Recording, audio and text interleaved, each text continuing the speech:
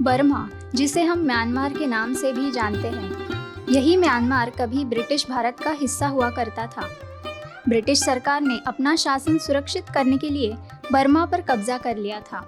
ये देश 1824 से ब्रिटिश सरकार के कब्जे में था तथा कई वर्षों तक ब्रिटिश सरकार के अधीन रहा। अधिनियम 1935 के तहत 1937 में इसे भारत से अलग कर दिया गया। भारत की आज़ादी से ठीक 10 साल पहले 1937 में बर्मा भारत से अलग हुआ था।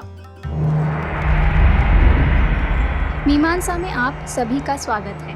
पहले बर्मा, फिर ब्रह्मदेश और बाद में म्यांमार नाम से जाना जाने वाला ये देश द्वितीय विश्व युद्ध के दौरान 1942 में जापान के कब्जे में गया। सन 1826 के प्रथम बर्मा युद्ध में अंग्रेजों ने आराकान तथा टेनेसरीम पर अधिकार प्राप्त किया। 1852 के द्वितीय आंग्ल बर्मा युद्ध के फलस्वरूप बर्मा का दक्षिणी भाग इनके अधीन हो गया तथा 1886 में संपूर्ण बर्मा पर इनका अधिकार हो गया और इसे ब्रिटिश भारतीय शासनांतर्गत रखा गया। 1937 से पहले ब्रिटिश ने बर्मा को भारत का राज्य घोषित किया था, लेकिन फिर अंग्रेज सरकार ने बर्मा को भारत से अलग करके उसे ब्रिटिश क्राउन कॉलोनी यानी उपनिवेश बना दिया।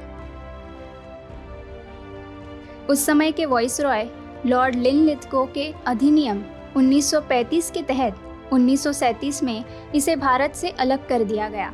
द्वितीय विश्व युद्ध के दौरान जापान ने बर्मा के जापानियों द्वारा प्रशिक्षित बर्मा आज़ाद फौज के साथ मिलकर हमला किया।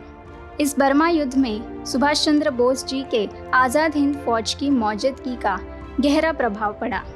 21 अक्टूबर 1943 को सुभाष चंद्र बोस ने आज़ाद हिंद फौज के सर्वोच्च सेनापति की हैसियत से स्वतंत्र भारत की अस्थायी सरकार बनाई, जिसे जर्मनी, जापान, फिलीपींस, कोरिया, चीन, इटली, मांचुको और आयरलैंड ने मान्यता दे दी। उसी दौरान आज़ाद हिंद सरकार की आज़ाद हिंद फौज ने बर्मा की सीमा पर अंग्रेजों के खिलाफ जोरदार लड़ाई लड़ी थी।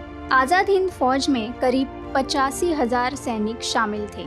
इस फौज में बर्मा और मलाया में स्थित भारतीय स्वयंसेवक भी भर्ती किए गए थे। 1944 के मध्य तक आज़ाद हिंद फौज भारत की दहलीज तक पहुंच गई, जहां उसका सामना मित्र देशों के सैनिक दस्तों से हुआ, जिनके पास 1,55,000 सिपाही थे।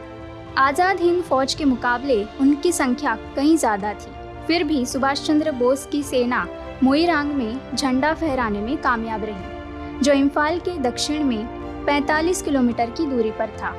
1945 में आंग सन की anti fascist people's freedom league की मदद से ब्रिटेन ने बर्मा को जापान के कब्जे से मुक्त किया, लेकिन 1947 में आंग सन और उनके 6 सदस्यीय अंतरिम सरकार की राजनीतिक विरोधियों ने आज़ादी से 6 महीने पहले हत्या कर दी। आज भी आंग सन म्यांमार के राष्ट्रपिता कहलाते हैं। आंग सन की सहयोगी यू नू की अगुवाई में 4 जनवरी 1948 में बर्मा को ब्रिटिश राज से आज़ादी मिली।